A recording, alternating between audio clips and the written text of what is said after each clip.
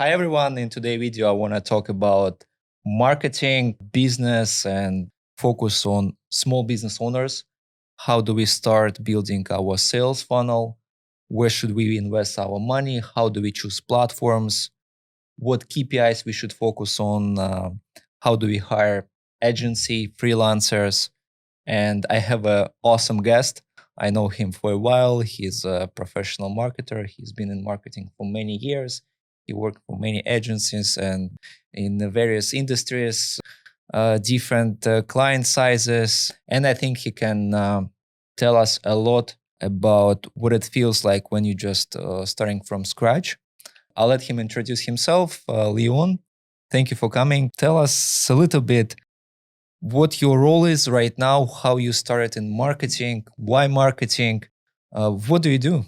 So I'm working as an associate director at media and analytics at Art and Science. Pretty good team. Really enjoy working with everyone there. We have about 15 people, 15 to 17 people on the team right now. And that's just one of the teams working at Art and Science. Really enjoy working there. But I've been in the industry for nearly a decade now that I think about it. What's your everyday routine? It really depends. At this point, I do manage a team.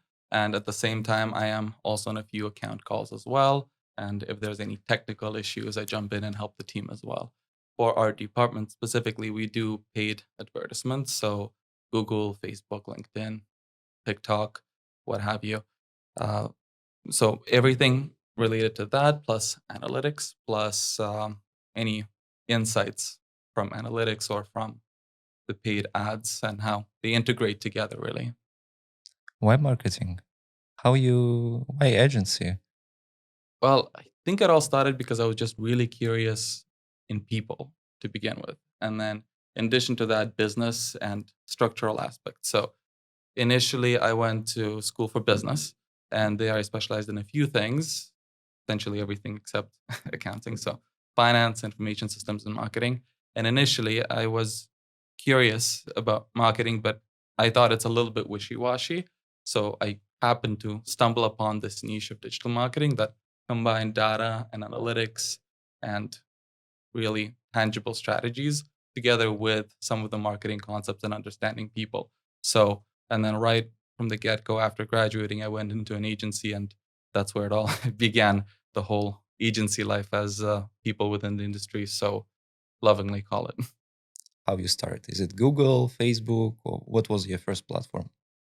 It was Google. It was definitely Google Ads, which I feel like is one of the best places to start, because a lot of the other platforms did really get inspiration from that particular platform. So if you understand how all of Google works, or at least search and display to begin with, you can really do any other platform, in my opinion, at the very least, because there are quite a number of similarities from targeting, audience targeting, to keyword research, and a little bit of SEO as well. So I feel like it's the good uh, gateway topic to really get into this whole thing. What do you feel when you're just starting? I think initially it was actually a little bit of anxiety, just because it is so fast paced. I didn't realize that how many things need to be done and how many boxes need to be checked, and what needs to be addressed and how frequently it needs to be addressed, and really the level of responsibility even a junior would have within this industry, especially in an agency. So it's definitely not for everyone, but it's I would say it's trial by fire. So if you manage to get through it, you grow immensely on one hand, and on the other hand, you um, you learn a lot. You learn a lot. It's that combination of competence and, well, knowledge and experience and expertise. There we go. That's the combination I was looking for. Sometimes it's so hard. There's so many things out there for digital marketing. SEO, SEM, Facebook, TikTok, organic social media, email marketing, video marketing, programmatic platforms. Where do you start? Not even in the agency perspective, but from being an entrepreneur when you're planning your marketing strategy. What would be the best place to start? The answer really depends on who is asking the question. So, from the perspective of that entrepreneur, I think the first step is really just to do your research. You need to understand what's your product, how does it fit into the marketplace, who are the big players there, who are the trendsetters, what's what are the pain points of your customers, your clients that are going to pay for your product. And then once you understand that, it should be easy to come up with a plan. So first is to understand where you are and then what you're going to do. So your plan. So the plan could be that, okay, we're going to come in here and the market is using this technology and we'll use this new technology. And that's kind of like what Apple did, right? Or sometimes it can be much simpler than that. You can say, you know what, everyone is offering low prices. We'll offer the lowest prices at the most convenient location. That's what Walmart did. So you have to realize, what are you doing? And sometimes it doesn't even have to be revolutionary. Like those two things, they sound like they're very monumental tasks, and they are. But if you think about it, the main idea is quite simple, right? And a simple example of maybe an easier idea would be Lyft. So everybody talks about the Uber and they say, we are the Uber of this, we are the Uber of that. But if you think about it, Lyft, they're quite successful as well. And really, what did they do? They were just the fast follower. They didn't break out of the mold. They just followed suit in Uber's footsteps, and now they're direct competitors. So really, you have to understand what's the value add here. So once you understand what the value add here in the said market, then you can begin to develop really your strategy. And at that point, you can slowly start to understand what are your first big moves. Once you understand your target market and what do they desire and how to propose that desire to them, you have to really see, where are they? Where do they spend their time? And then once you understand where they spend their time, then you can begin to work on the strategy. Because once you, let's say, figured out that a lot of your target market is on Instagram and they're on TikTok quite a bit. So once you realize that, it's like, okay, well, first off, we have to put together our product and the value proposition. You put together the product, the value proposition, the website to make yourself look professional, like you know what you're doing, right? Once that's done, you start looking at the specific platforms where you want to appear, and then you start creating content for that particular platform to target those people. Just realize what are your competitive advantages, Mhm. right? And who is your target audience. Mhm. When we have clear picture, we have multiple ideas. What could be my target audience is, and what are my competitive advantages? What would be the next step? What is your process with your clients?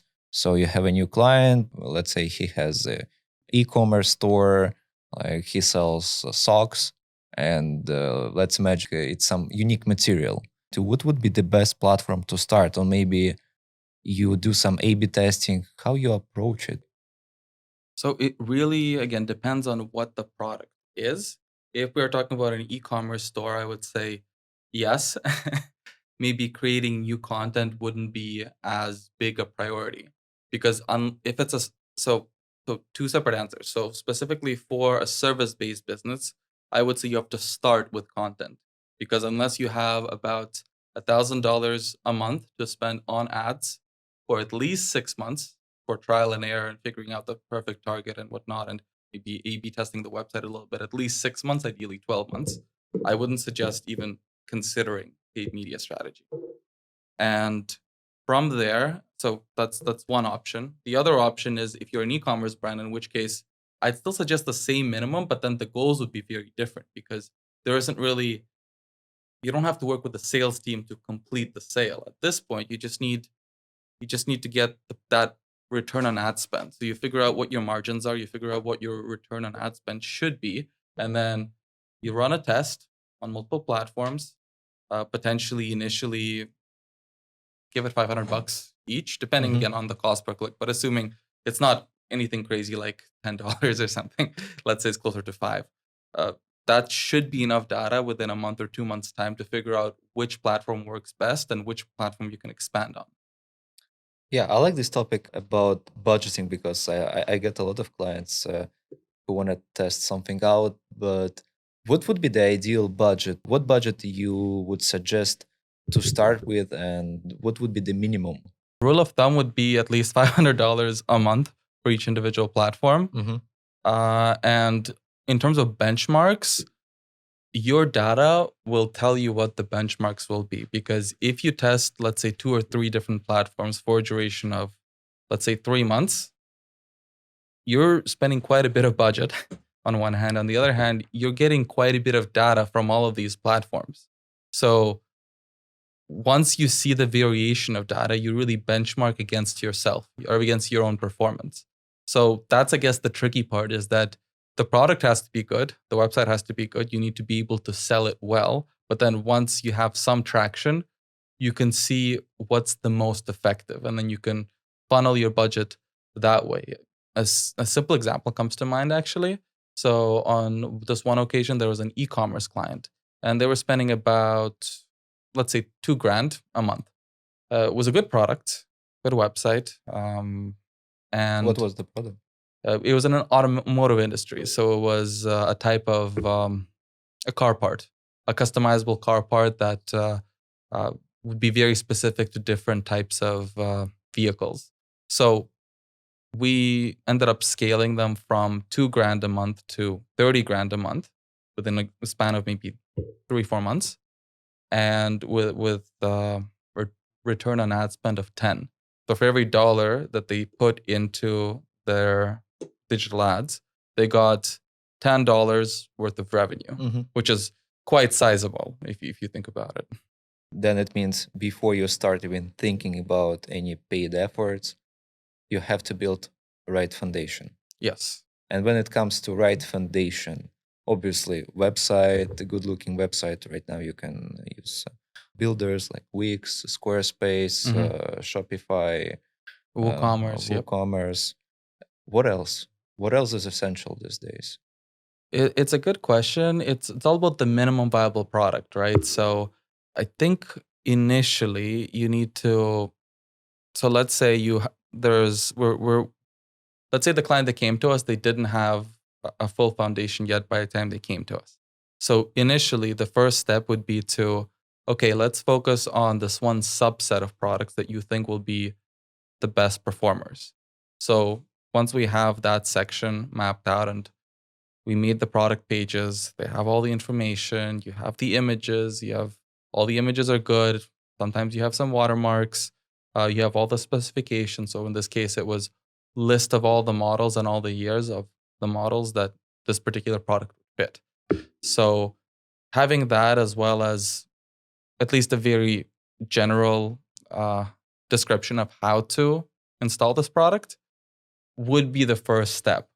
So later you can expand on it, and once you have a different installation guide for each particular product. But initially, just have one simple installation type of video that will take maybe 4 hours to film, like a 20-30 minute video with step 1, step 2, step 3, etc.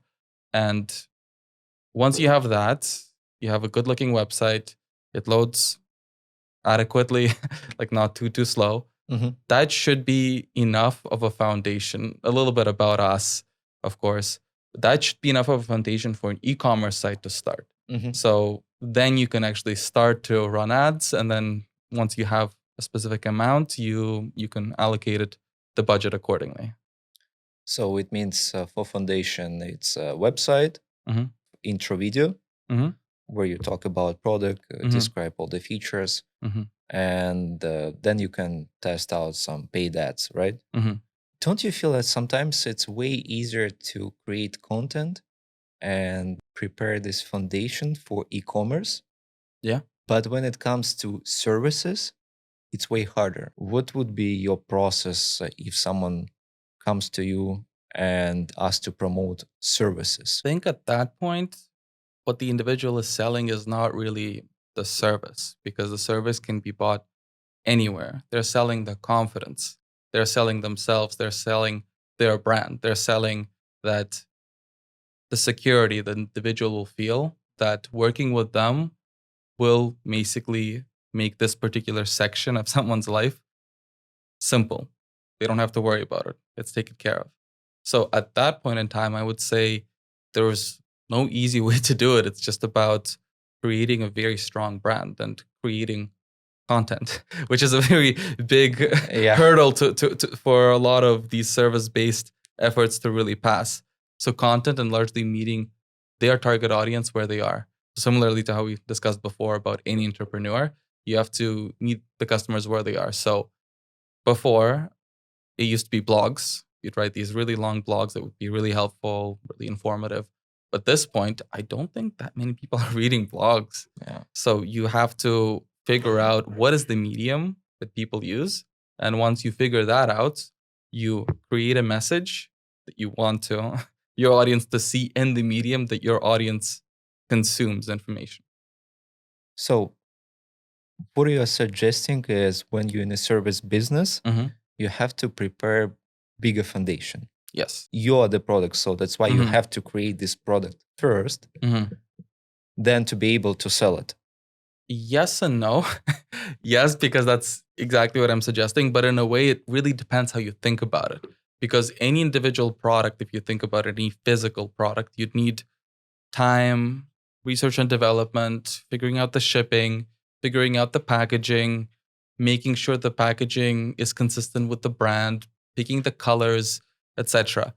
And figuring out all those things seems like it wouldn't be that much work, but it is. You can just say, okay, sure, we'll just make black packaging or like gray paper inside that once you unpack it, it pops out, whatnot. That it seems like easy decisions, but if you're really looking at making a really good product that really stands out, you'd look at all these things, right? And it's the same thing if you use that analogy on a personal level. So on a personal level, you'd need to really invest in yourself and invest in the packaging, your packaging, how the client sees you, how can they trust you? So it's similar, but it's different. Yeah, that's very interesting because I think a lot of entrepreneurs they underestimate the importance of packaging and the step where you have to prepare yourself because you go into the market. They want to just pour money into ads and see some returns. These days, all those platforms, Google, Facebook, Instagram, even TikTok, are super competitive. Mhm. So you don't just compete for clicks, right? You compete for people attention Mhm. and how you keep this attention. How you evaluate agency performance or marketer performance? Mhm. How do you understand that you hired the right person? It's all about, well, I think actually we discussed this before. I know. You're the one that actually suggested the whole mindset of metrics versus KPIs to begin with, where metrics you have a lot of them and all of the ones that you mentioned, but KPIs you shouldn't have that many. Maybe 3, maybe 4, not more than that. Otherwise it's very difficult to see where you are and where you're going. So I think again depends of service or product based business, but really you should be looking at, of course, cost to make sure that you're meeting the expected amount of investment within your paid media strategy. Number one. Number two is sales or conversions or signups or what have you. uh, Number three is either cost per conversion or return on ad spend, depending on what's whether it's service or product based business. And then lastly, what you might want to consider, and again, this is exclusively for e-commerce, is total value of conversion, total dollar amount for sales. Those should really be the main 4 KPIs. And if you're looking at other KPIs, or it's that's a good sign that you should really ask some very critical questions to someone that's managing your account. Uh, don't get me wrong, there's other metrics you should look at to get a broader understanding of what is happening on tactical level. But Mhm. on a strategy level, you should be looking at really those 4. And again, depending what type of business you have. But once you figure out what the focus is, uh, the focus just to maximize ROAS or minimize cost per conversion at that point. So, as a business owner, you hire an agency or freelancer and you establish a couple KPIs, Mhm. key metrics for your business Mhm. that you both agree are important and Mhm. achievable. Mhm. And then you measure them every 2 weeks on monthly basis. Mhm. How much time you should give to a person to achieve those results? It's a good ballpark estimate, and this is actually baked into a lot of agency related efforts, is actually 3 months. Mhm. 3 months is a good benchmark because let's say you tried one effort, it didn't work, you switched to maybe another landing page. Okay, this worked a little better. Okay, you realize that this particular audience segment isn't working as well as you hoped, and you're focusing on another audience segment. Within 3 months' time, at the 3 month mark, you should see some tangible results. So initially, when you run tests, they could be for a month or 2 months, but on a bigger scale, if you're not really seeing the results you're hoping for within 3 months' time, uh, you should really stop and reconsider maybe the value proposition, maybe the product, maybe something's missing on the website, maybe it's the site is a little bit too slow and people just get frustrated getting through the checkout process. They just bounce. So really depends. How much do you think is reasonable to spend on agency services? It's from what I've seen, normally it's 15 to 20% unless it's a much bigger agency, then they just charge you a flat fee until you get to a certain percentage. But I would say, yeah, no, not more than actually 20%. And again, that's I would say on the high end. I would be looking at I think 15% is fair. That would really be the I guess the goal, a good benchmark, good rule of thumb. So if you have a freelancer, they could be working on an hourly rate, but if you can see that you're paying them more than 15%, more than 20%, that's definitely a red flag. So once you have again that range, it's a good rule of thumb to just check the health and check to make sure that you're not overspending on the service aspect of your paid media ad. I don't think there's some time when you're 100% sure that it's going to Mhm. work. That's the reality. Yeah, yeah, I don't think marketing is an exact science. it's not. It's not. Yeah, and all those people who claim we know 100% way how we get 300, 400% ROAS, I think it's a lie. Yeah. It's just the way to sell. It's again, it's not impossible to get that ROAS, but then Yeah. at the same time, it really, really, really depends on the product and on the market as well, because you might have a fantastic product, and at the same time, your ROAS won't exceed 2.2. Even if your product's fantastic, even if your service is great, there's just no way because it's a little bit too competitive. The the cost per click is way too high for this to happen, and the cost of product is way too low, driven by the market. So it's just mathematically, it's just nearly impossible essentially to get that done. On Instagram, YouTube, there's a marketer promising you, I'll get you 1,000% return on ad spend, 500, 600%. Sometimes I visit these landing pages and see what they promise, and it's usually like bulletproof strategy, bulletproof tactic. How I made millions on YouTube, on Google. 99% is scam. I would I would challenge the only part of that statement I would challenge is that they are marketers. It might look like marketers to some people, but really that just sounds like sales. And when I say sales, I mean a very particular subset of sales. Um, I think they call them con men. And con in con man stands for confidence. So really, they're just confidence man, right? Yeah. So it's just people confidently pushing something for you to buy, and that's the product. That's really what they're doing. And kind of going back to what we talked about before, it's actually a good thing to check for yourself if you're looking for to work with someone within marketing is actually just check what the success stories are if you know any brands Mhm. and ask for some specific potentially screenshots or specific metrics, specific changes that they have created. And then if you have that, then you can proceed. But unless you see that, unless you're confident and that's really what happened, I would say there's a lot of flags and none of them are green. Unfortunately, usually those people, they have so many screenshots on their landing pages. Oh no, we've been duped. Yeah, we talk about paid ads, and it's easy when you drive conversions, but also you have to spend on branding. Mhm, mhm. Because when you spend on paid ads, Google, Facebook, it doesn't matter. And when you drive conversions, people just see the product, but they don't pay attention too much on brand. Mm. And there is a like different world of branding, advertising, when it's more like display, video ads, programmatic. What would you suggest to small business?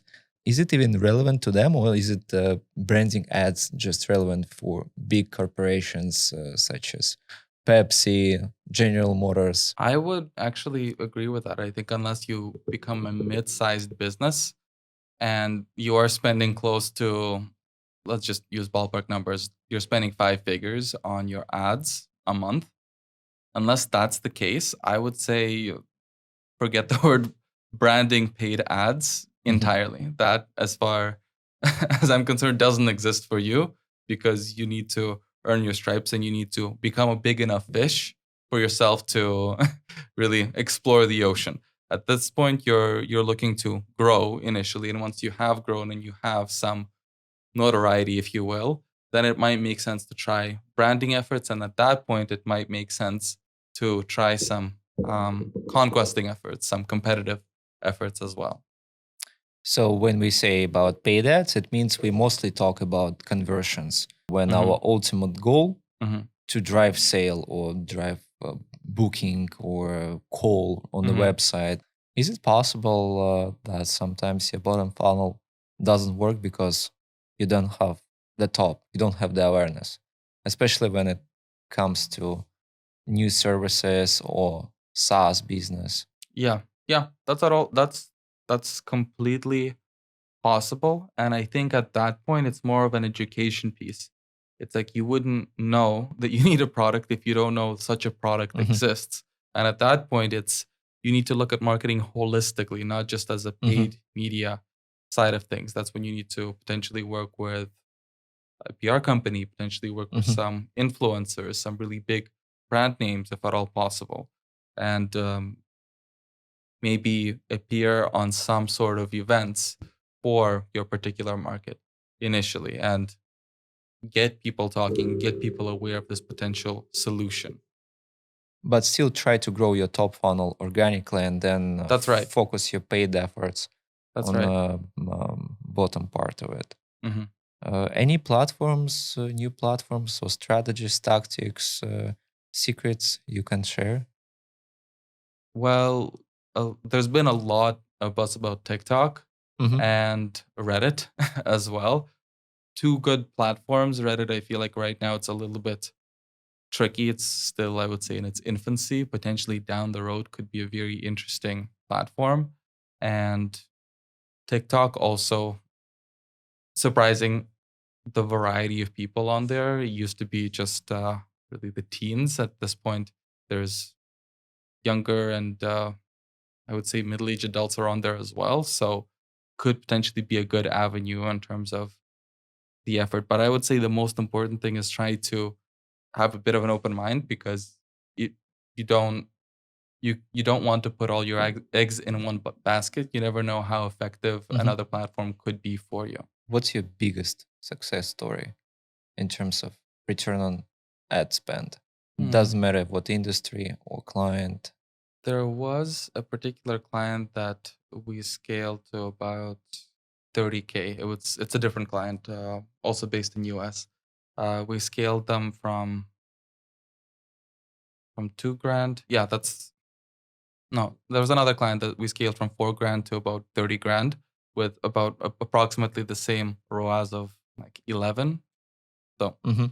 1,100. And the product was great. They had a lot of really good brand awareness, and it was just about creating the correct campaigns and scaling up the budget. And it was just phenomenal that usually you'd expect, as the budget grows, the return to decrease. Hmm. But the phenomenal thing about this particular product was that as we increased the cost, ROAS actually remained about the same. That just talked about the opportunity within the market and how, um, I guess, great the product was and how well it delivered to the expectations of the market. They had a pretty strong brand to begin with. They had a Mhm. lot of content on YouTube to begin with, very high quality videos, high quality product photography. Just they had the whole package essentially. It was just a question of putting in the budget in the correct places for for the whole account to scale. So it they just did everything correctly. The website loaded very fast. It was a good looking website. Their social media presence it wasn't fantastic, but they posted new things. They had users that are engaged. So they were doing a lot of things right. So then the only piece that was missing was really that paid piece that as soon as we came in and helped them scale, it Mhm. really took off. Is it often that clients come with good foundation with a lot of organic efforts, or usually just you have to start from scratch? Usually not, and that's kind of the tricky part about SEO. It's Hmm. just SEO is not very sexy, especially ever since the Google update that just crashed the whole industry, really. And i- i- it's just funny because at this point, content creation is the new SEO, and Hmm. it sounds sexy up until business owners actually have to start doing it, right? And then once they realize how much work it suddenly becomes very unsexy. Yeah, I know. And there are not obvious return on investments, Hmm. and you have to commit, I think, 5 months at Yeah. least, Yep. right? So Yeah. you just create content and you don't see any return, not even Yeah. traffic. Yeah. Well, I think it's the best examples of this, like of success stories, I guess, would be really for all marketers out there, Gary Vaynerchuk. Hmm. How you look at him now and he is super successful. He's doing a lot of things. He's a mentor to many people. He creates videos all day. Um, but for him, if you look at him, the way he started was I think for a year or 2 years, he created videos frequently, and then he had zero traction, nearly zero traction. But because of his consistency, it worked out. Another example that might be a little bit closer to everyone's closer to heart and a bit more recognizable would be Nike. If you think about it, just the decades Hmm. which they spent investing into their brand, and really that's what it is. It's investing into their brand. You just have to have faith that and honest belief that you're not here for just the next 2 3 months. You're here for the long haul. That's really the mindset shift that needs to happen, and think of it almost like investment into the Hmm. brand. Yeah, I like this idea. I think education piece in marketing is very important. You help clients realize it's about long-term results. Hmm. Marketer on your own, you cannot deliver results without business owner or without other stakeholders. Without great foundation, there is nothing you can do. Hmm. You can just waste marketing dollars. Hmm. But unfortunately, still a lot of marketers they do that, right? Because they want to get their commission, which is always heartbreaking for me. Yeah, So, what do you think about future of marketing? I think it's heading in a more strategic direction. It's becoming less and less tactical. Years back, I think one of the bigger things was actually to have a lot of rules and a lot of scripts in the background to potentially pause any keywords that were going well or to potentially remove any keywords that weren't performing well or ads or what have you. And at this point, because a lot of this automation is done, you get to look at the bigger picture and say, okay, what campaigns are we running? It's no longer about keywords. They are in the conversation, but they're such a smaller piece of the conversation that that's really what it's becoming. And think about it also this way: the easier it is to set up initially, the more people will be in the industry. So, if that's the case, there will be new avenues to potentially conquer and harder to set up and harder UX and harder UI. And it, there will be more platforms, there will be more opportunity to reach different people. And you can't, although Google is quite big and it's one of the biggest players currently within paid ads, they can't possibly become a monopoly that encompasses everything. There will always be the Apple ads, the Spotify ads. There will be other avenues and different ways to target people that will become more lucrative as Google ads become easier to do. Mm-hmm. Mm-hmm. Where do you find some inspiration for ads? How do you come up with ad copy or some ad ideas? Some good examples would actually just be the ad libraries for Facebook, and Google has their own one as well for Mm-hmm. creative aspects. But sometimes also absolutely guilty of it, but taking a look at what some competitors are doing as well. It's actually really funny because if you look at, I remember who did it. I think it was one of the SEO companies where they bid for their competitors' keyword, and their headline was something like, don't look for this alternative. Like, don't look at this alternative. Just pick us instead.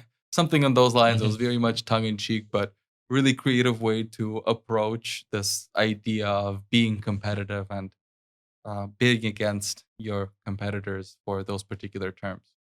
Yeah, by the way, sometimes it's a very good tactic just to target your competitors. Mm-hmm. If you know your direct competitor and you Mm-hmm. understand your product is better or cheaper, Mm-hmm. you can use Facebook ads. You Mm-hmm. can, the easiest way would be Google ads, right? Where you just directly target keywords when someone's searching for your competitor and you show up with your ads. Mm-hmm. How do you keep up with digital marketing with so many platforms? Do you have any source of knowledge? Mm-hmm.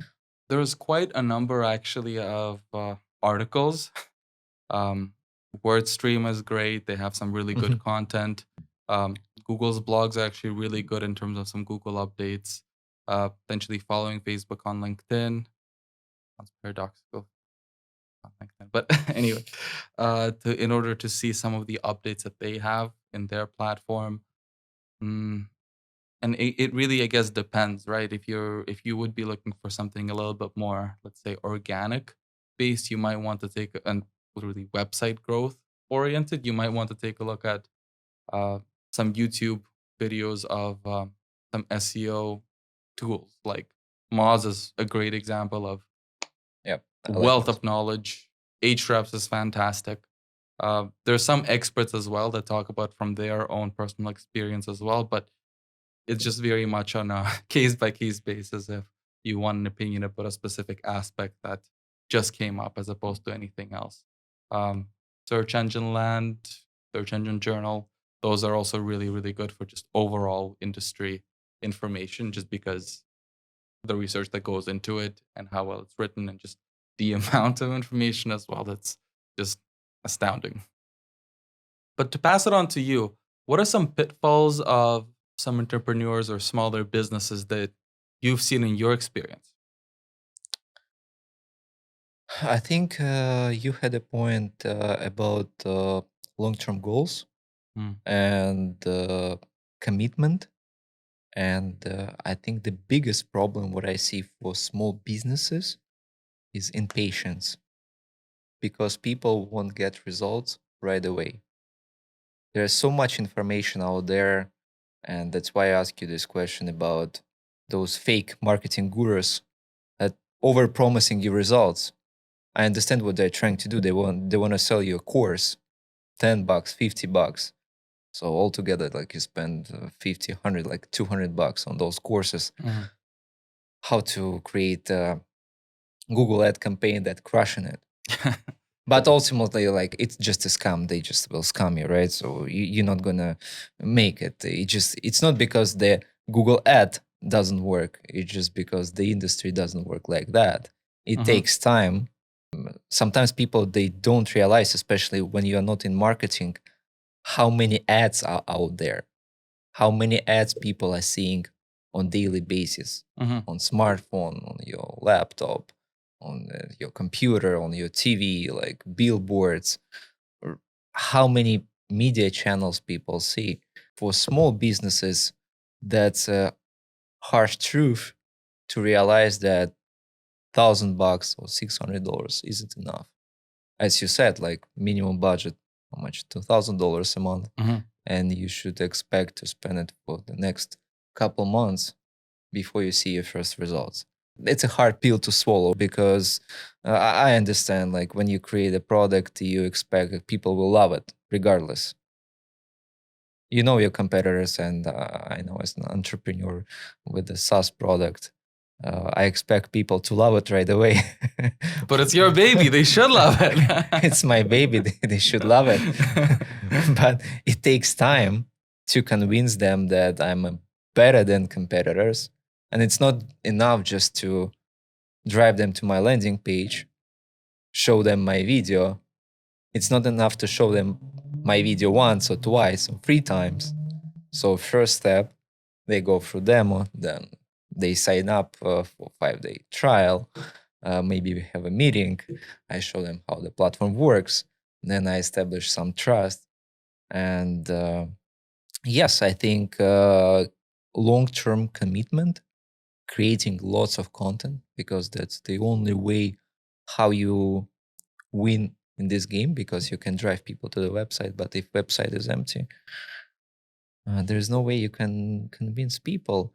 And yeah, people want short-term results. That's the first problem. And second problem, a lot of entrepreneurs, they claim they don't have time. I understand they don't have a lot of time shooting videos and writing blog articles, but it's just they don't fully realize the competition level online, and they fully rely on marketers, but they are not willing to pay like the amount. And I understand you cannot pay 10K for someone who can create everything for you. So there's always a balance how much time you're willing to commit towards marketing, and everyone is busy. No one wants to shoot videos, create podcasts, write blog articles, even consistently post on Instagram. But that's the reality. It's not maybe 10, 15 years ago, you can just run Google ads and you get great returns on your investment. You could say it's almost like the ugly truth of the modern day businessman, right? Yes, unfortunately, maybe sometimes you have to try some stupid stuff on TikTok. Who knows? Who knows? Maybe it will work because we tested lots of SEO tactics and it brought us some results. But when you compare it with Instagram, I see return on investment from Instagram is way better. So, what are some suggestions that you would actually have to some entrepreneurs regarding content creation? How do you keep how do you get ideas? What are the platforms that you'd focus on? At this point, I would just keep it simple, try everything, because I was against TikTok for any meaningful business purposes. Thought it's purely entertainment platform, and I wasn't a big fan of Instagram. Like I thought, like if you have a business, you would need to focus on YouTube and creating something serious. But what I realized, that's not the case. For a lot of businesses, there's still so much potential out there. And sometimes maybe it's not your direct customers, it's like your fan base who just follow you, they like your videos, they share your content. And when they share content, they might have some friends who are entrepreneurs or your potential client. And that's how it works. There is no direct way to your potential clients. So unfortunately, it doesn't work like that post a couple videos and you get your ideal audience. Sometimes you test so many different ideas and you find, hey, I don't get sales right away, but I get views. And it begs to the question, what's my KPI? Right? So your KPI shouldn't be just sales. Well, exactly. So I feel like it's a good point that different efforts can have different KPIs. The KPIs, let's say for your paid media efforts, wouldn't be the same as the KPIs for some of the videos that you'd create, because I think that's a good analogy that we we just kind of made together. How one of them is very much, you think of it almost like your personal door-to-door salesperson. That's your paid media efforts, and then any branding creation is more like the things that Nike does. And by having those big billboards and by having sponsored some really big sports events, right? I Hmm. understand how Nike does it, but if you read history, I know you read the Nike history and how it's all started. And it started as a door to door salesman. Hmm. Anyways, that's the truth about small business. Hmm. I'd love to do a lot of branding videos and spend money there, but the reality is somehow you should focus on your bottom funnel and Yep. then reinvest money at the upper Well, stages. that's the trick of it, right? The trick of it is that if it's an e-commerce brand, you focus largely on the bottom funnel to grow the entirety of the funnel. And then once it's large enough, you have the upper funnel to spend, just like Nike did it with the door-to-door salespeople to now billboards and all these sports events, right? But for a SaaS related product, I guess that the trick would be to really build the product to begin with, build your brand of why somebody should buy this brand. Yeah, SaaS is very interesting in terms of marketing. There is no unified path to success, but there are so many similar mistakes. So Hmm. you cannot learn from success, but you can learn from mistakes. Hmm.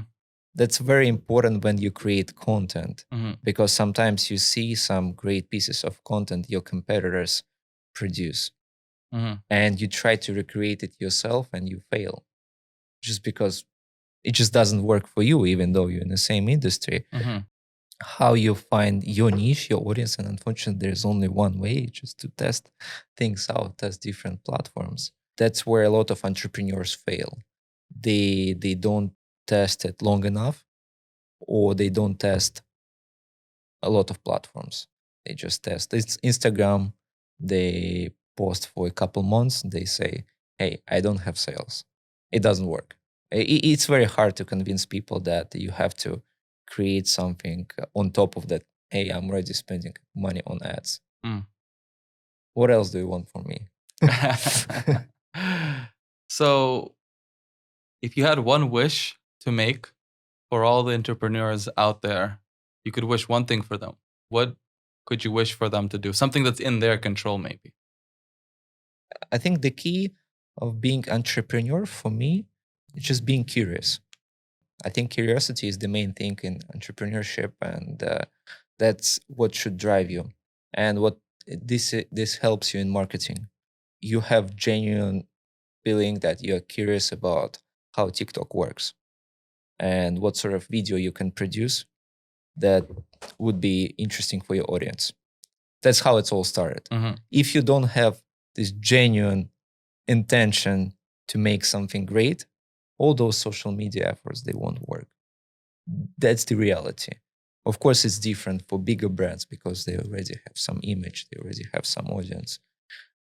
For small businesses, uh, I wish curiosity in marketing, and you can hire a marketer to do paid efforts, someone experienced, but being there, like creating some organic content, is the key element right now. So, to be the champion, to be the champion of your brand, to be the face of your brand, too. Dare to dream to be the face of your brand. Yeah, it's always a balance between being face of your brand or creating face for your brand. Hmm. I'm not sure.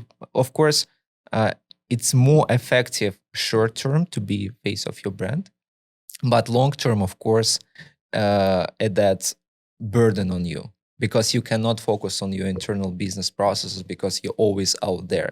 You have to keep this media presence, and it takes so much time. But that's the tricky part, right? It's like you can't you can't just hope your business succeeds if you don't invest into the branding. And then what's the alternative? Hire an actor. And especially for someone starting out, it doesn't quite make sense for you to hire someone to be in all of these videos and whatnot, right? Yeah, that's the reality. For small business, uh, yes, I think you have the only option to be a face of your brand. Maybe for some products you no you can build something. Think you can build a story around Hmm. how you start your brand, not what we do, why we do it, right? Starting with why, huh? Starting with why, and try to build some community. Hmm. It's a dream to build a community. Tableau, for example, how they made it big success. Like they build a community. It doesn't have any face. Even though maybe they could follow this path, hire a couple of data scientists, and they show on YouTube how they create awesome dashboards. Is it Hmm. convincing, or is it more convincing that bunch of people creating content for your brand? Seems like So it seems like there's two aspects to it. So one is being curious, and one being self-aware enough to know what your strengths are to be able to lean into them to really take advantage of them. Yes, I think it comes down to what your strengths are and how you can leverage them for your business. Hmm. I'm not a good dancer, right? So that's and I'm not a good singer either. So I don't think there's much success Oh, for me oh on no. TikTok. It's like that terrible joke of like, I can't dance and I sure can't sing. It's that's what it sounded like a little bit here.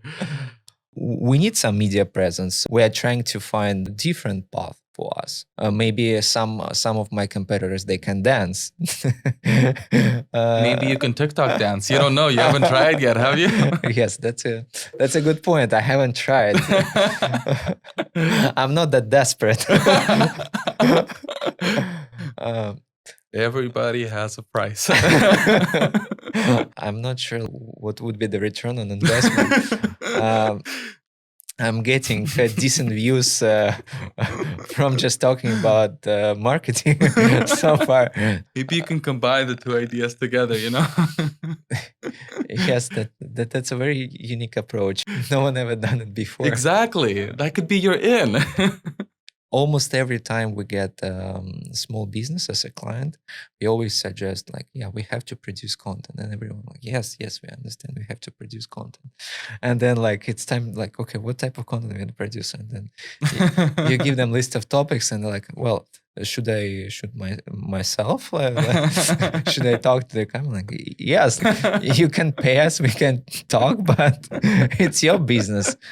Comes down to commitment, and sometimes you try something new. You take some risk, personal risk. That maybe your first videos will look funny. What you said in the beginning, that you start with the definition of your audience, or maybe you have a couple different audiences.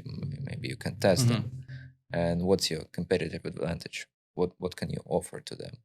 And then how you communicate this message, how you communicate these competitive advantages. Dance, videos, interviews. It's unique.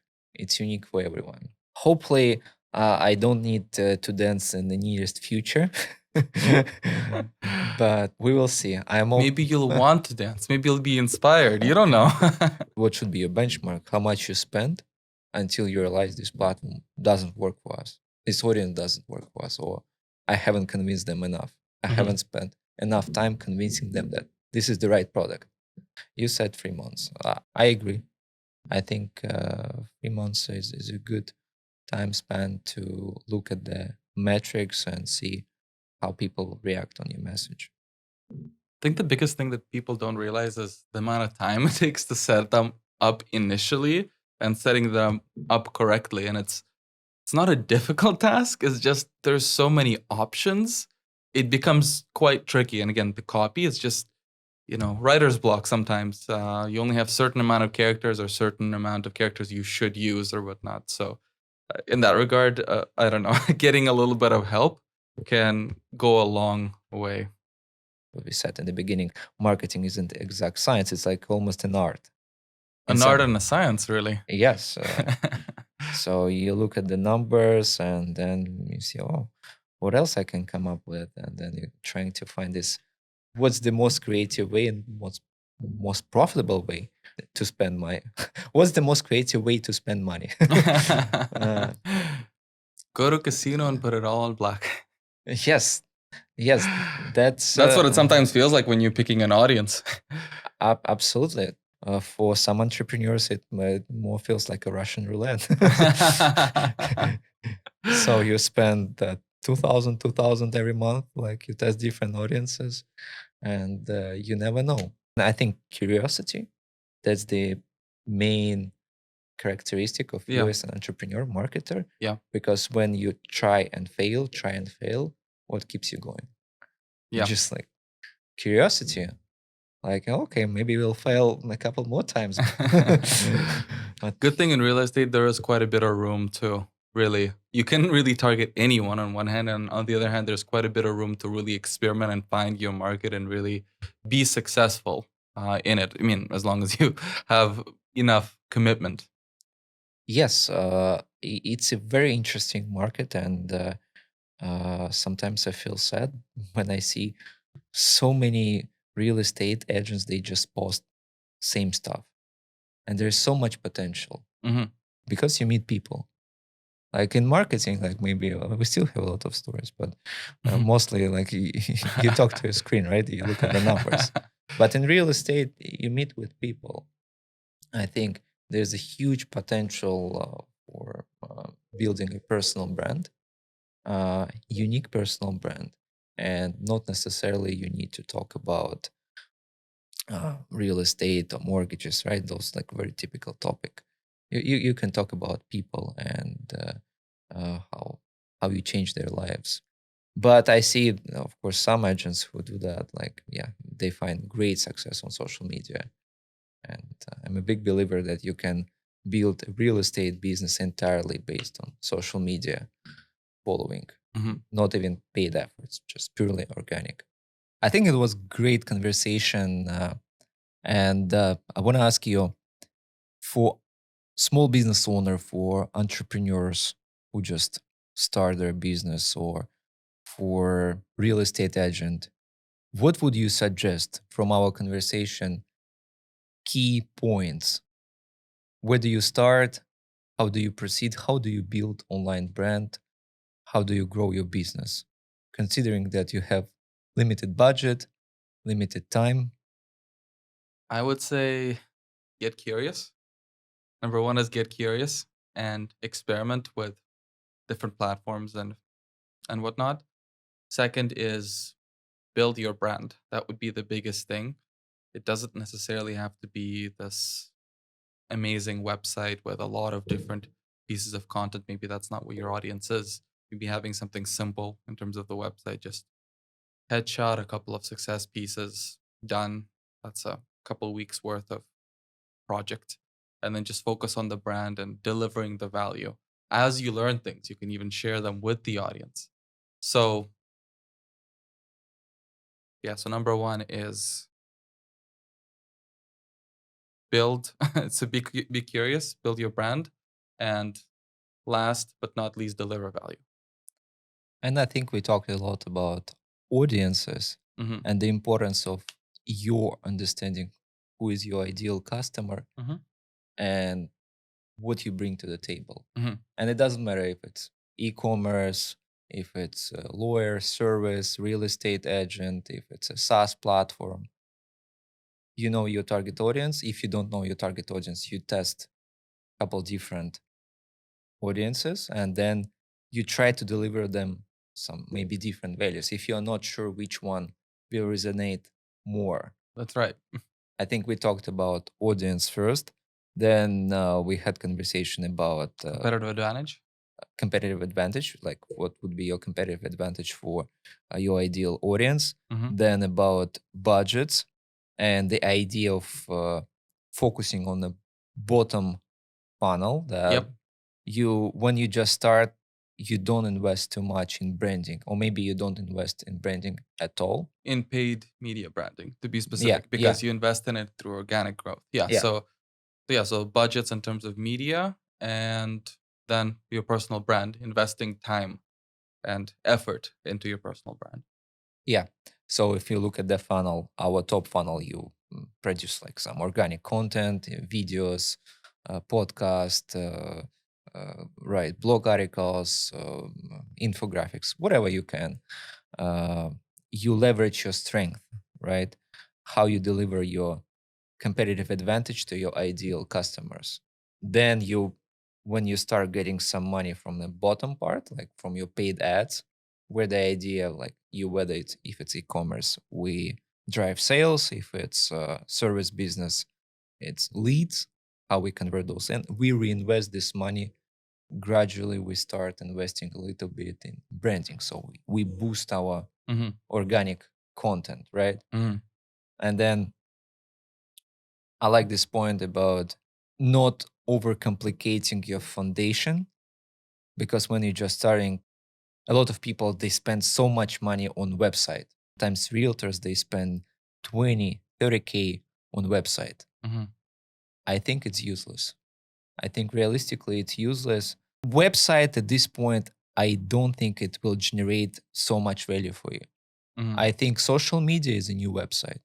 Mm-hmm. Your Instagram page, especially for services, would be Mm-hmm. almost, the value would be equal to your website. Mm-hmm. So I would build something unique, as you said, but simple, Mm-hmm.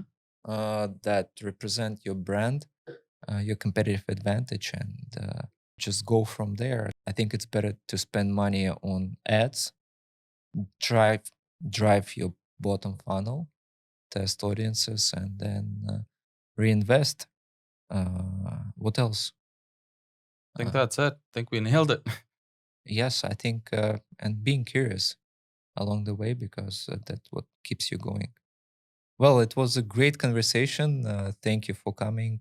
I hope we'll meet again, and maybe we'll spend a couple more hours on talking about marketing and business. And that's what we love. Sounds good. Thank you, Leon. My pleasure, Dennis. Cheers.